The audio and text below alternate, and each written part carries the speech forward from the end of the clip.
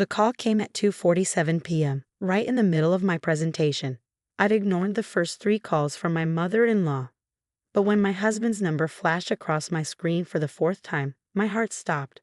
Something was wrong. "Emma's in the hospital," James said, his voice tight with panic. "You need to come now." My knees buckled as I gripped my desk for support. What happened? Where's Linda? She was supposed to be watching her at home. Mom took her to the beach. His voice trailed off. The beach? They took my 6-year-old daughter with a severe heart condition to the beach without telling me. The room started spinning. I'm Sarah Matthews, 34, and my daughter Emma was born with a congenital heart defect that's shaped every moment of her life. 3 surgeries before age 5, countless medications, and strict activity restrictions were our normal. Linda, my mother-in-law, had never accepted these limitations. She needs to live a normal life. She'd argue every time I enforce Emma's restrictions. "You're being overprotective." James turned out fine, and I let him do everything. But James didn't have a heart that could fail from overexertion. I broke every speed limit driving to the hospital, my mind racing with possibilities. When I burst through the emergency room doors, Linda stood there with her perfect blonde bob and designer sundress, wringing her hands. "It all happened so fast," she started, reaching for me. I stepped back, my voice ice cold. "What happened?" "We just wanted to give her a fun day." Linda's voice wavered. She was having such a good time in the water with Katie, my sister-in-law Katie, another enabler who thought Emma's restrictions were all in my head. "The water?" My voice rose. "You let her swim. Where's Emma? Where's my daughter?" A doctor appeared then, his face serious. "Mrs. Matthews, Emma's stable, but she's in intensive care. She experienced severe cardiac distress from overexertion. If a lifeguard hadn't reached her so quickly." I pushed past him, following his directions to the ICU. The sight of my little girl, pale and small against the white hospital sheets, machines beeping around her, nearly brought me to my knees. Her long brown curls, so like mine, were still damp with salt water. James arrived shortly after, his face drawn. "Sarah, I know you're upset, but Mom was just trying to give her a normal day." I whirled on him. "Normal? Does this look normal to you?" I gestured at our unconscious daughter. "They could have killed her." "You're overreacting," he said, running his hands through his hair. "Mom said she was fine until—" "Until what?" "Until her heart couldn't take it anymore. Until she nearly drowned because her heart gave out while swimming in the ocean." Linda and Katie appeared in the doorway, both looking apologetic, but not nearly apologetic enough. "Sarah, honey," Linda started, "we were watching her the whole time. We had no idea." "No idea." I cut her off, pulling out my phone. "No idea about this." I showed them the series of text messages I'd sent Linda just last week, detailing Emma's activity restrictions. The highlighted portion specifically mentioned no swimming without proper supervision and medical clearance. Or this. I pulled up the notarized medical directive I'd made Linda sign when she first started watching Emma, acknowledging she understood the severity of Emma's condition. Or maybe you forgot about this. I played a video from 3 months ago where Emma's cardiologist explicitly told Linda that swimming could be fatal without proper precautions. The color drained from Linda's face. Katie stepped back, suddenly finding the floor fascinating. I thought you were just being paranoid," Linda whispered. James started to speak, probably to defend his mother again. But the steady beeping of Emma's heart monitor suddenly changed rhythm. The machine started alarming, and medical staff flooded the room, pushing us out into the hallway. As we stood there, watching through the window as doctors worked on our daughter, I turned to my husband and in-laws. "If anything happens to her," I said, my voice deadly calm, "I will hold all of you responsible, and I have everything I need to prove it was negligence." The next few hours were a blur of doctors, nurses, and medical updates. Emma's heart had stabilized, but the damage from the incident was severe. Her cardiologist, Dr. Porter, pulled me aside late that evening. "Sarah, I need to be clear about something," he said, his face grave. "This level of strain on her heart, it's set her recovery back significantly. She may need another surgery sooner than we planned." I nodded, tears finally spilling down my cheeks. "Can I stay with her tonight?" "Of course," he said, squeezing my shoulder. "And Sarah? I've documented everything about this incident. if you need it for any reason. I understood what he wasn't saying. He dealt with Linda's resistance to Emma's care plan before. He was giving me ammunition if I needed it. As I sat beside Emma's bed that night, holding her small hand and listening to the rhythmic beeping of her heart monitor, I made a decision. This wasn't just about one day at the beach. This was about years of undermined decisions, ignored medical advice, and disregarded boundaries. My phone buzzed with a text from James. "Mom's really upset. She feels terrible. Can we talk about this?" I looked at our daughter, at the tubes and wires keeping her alive, and typed back 2 words. Lawyer first. This wasn't over, not by a long shot.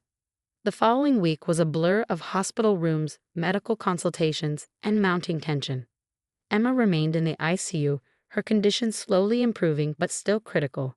I barely left her side, sleeping in the uncomfortable hospital chair while James shuttled between home and hospital, always making excuses for his mother. "Mom's a nervous wreck," he said one evening, pacing the small room. "She's not eating, not sleeping. Don't you think you're being too harsh?" I looked up from Emma's medical chart, where I'd been documenting every detail of her deteriorating condition. "Too harsh? Our daughter almost died, James. She needs another surgery now because of what they did." "It was a mistake." "No," I cut him off. "A mistake is forgetting to give her afternoon medicine once. This was deliberate. They knew about her condition and chose to ignore it." Just then, Dr. Porter entered with Emma's latest test results. The news wasn't good. The strain on her heart had caused additional complications, requiring immediate intervention. As he explained the risks of the upcoming surgery, I watched James's face finally register the severity of what his mother had done. "The surgery, how much will it cost?" he asked quietly. "Don't worry about that," I replied coldly. "Linda's insurance will be covering it." "What? How?" I pulled out a folder I'd been keeping close. "Remember that medical directive she signed? The one specifically mentioning no swimming? It makes her liable for any medical costs resulting from negligent care." James sat heavily in the chair beside Emma's bed. "You can't be serious. You're going to sue my mother." "I already have. The papers were served this morning." The door burst open and Linda stormed in, waving the legal documents. "How dare you, after everything I've done for this family?" "Everything you've done?" I stood up, my voice low but intense. "You mean like ignoring every medical warning? Like risking my daughter's life because you thought you knew better?" "I was trying to give her a normal childhood." Linda's voice rose hysterically. "Mrs. Matthews," a nurse appeared at the door. "I need to ask you to keep your voices down. This is an ICU." Linda lowered her voice but continued, "James, are you going to let her do this to me? To our family?" I watched my husband, seeing him torn between his mother and the sight of our daughter in a hospital bed. Before he could respond, Katie appeared behind Linda. "Mom stopped," she said, surprising us all. "We messed up." "Bad?" She turned to me, tears in her eyes. "I should have stopped it. When Emma said she was tired, when she said her chest hurt, we should have listened. She complained of chest pain, and you still let her swim." Dr. Porter interjected sharply. Linda paled. This was new information even to me. I felt the blood drain from my face as I imagined my little girl trying to tell them something was wrong, only to be ignored. "Get out," I said, my voice shaking. "All of you, get out right now." "Sarah," James started. "No, I mean it. Get out. My lawyer will be in touch about the rest." After they left, I sat beside Emma, watching her sleep. Her favorite stuffed penguin, Mr. Waddles, was tucked under her arm, the only familiar thing in this sterile environment. My phone buzzed with messages from James's family, alternating between guilt and anger. I ignored them all. Instead, I opened my email and began typing a message to my lawyer, forwarding Katie's inadvertent confession about ignoring Emma's symptoms. Each piece of evidence strengthened our case, but it felt hollow compared to what we'd lost. That evening, as I was updating Emma's medical journal, a habit I'd started after her first surgery, I found an entry from just 2 weeks ago. Emma had drawn a picture of herself swimming with mermaids, writing underneath in her wobbly handwriting. "Mommy says I can't swim yet because my heart needs to get stronger. But someday." Someday. That was what Linda had stolen from us. The chance to do things properly, safely, when Emma was ready. Now we were facing another surgery, more recovery time, more setbacks. A soft knock at the door interrupted my thoughts. It was Katie, alone this time. "I might have something you should see," she said, holding out her phone. "I was going through my photos from that day. I thought maybe," she swallowed hard, "maybe you could use it for your case." On her screen was a video showing Emma in the water, clearly struggling while Linda encouraged her to keep swimming. "You're fine." Linda's voice rang out. "Don't be dramatic, just like your mother." I watched in horror as my daughter's distress became more evident until finally, "Stop recording and put that phone away." Linda's voice snapped. "She's fine. She just needs to push through it." The video ended there. I looked up at Katie, who couldn't meet my eyes. "I'm so sorry," she whispered. "I should have done something sooner." I took a deep breath, my hands shaking as I forwarded the video to my lawyer. "Yes," I said quietly, "you should have." 3 months later, I sat in our lawyer's office, listening as she outlined the settlement terms. Linda's insurance had agreed to cover all of Emma's medical expenses, including future treatments related to the incident. The video Katie provided had been the final nail in the coffin. "They know they can't win this in court," Sarah Bennett, my lawyer, explained. "The evidence is overwhelming. The video, the signed medical directive, the documented history of ignoring medical advice." I nodded, feeling no satisfaction despite our victory. Emma had just been released from a hospital last week after her third surgery in 3 months. Her recovery would take even longer this time. James shifted uncomfortably beside me. Our marriage had become another casualty of his mother's actions. He'd moved out 2 weeks ago, claiming he needed space to think. In reality, he couldn't handle being caught between his mother and his daughter's well-being. "There's one more thing," Sarah said, pulling out another document. "They want you to sign an NDA. No social media, no public statements about what happened."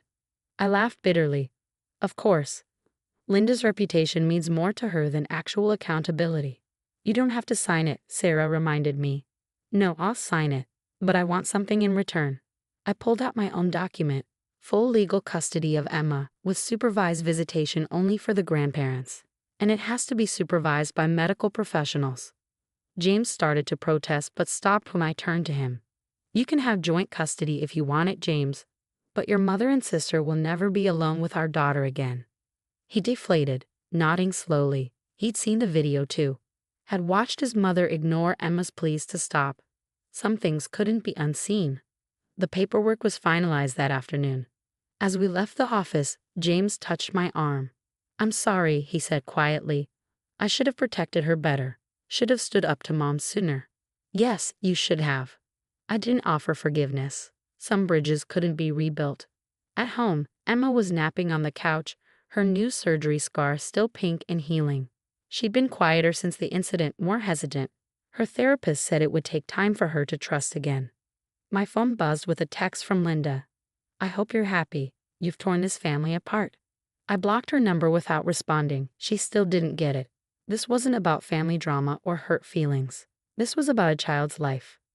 Later that evening, as Emma and I sat coloring together, one of the few activities she could safely do during recovery, she looked up at me.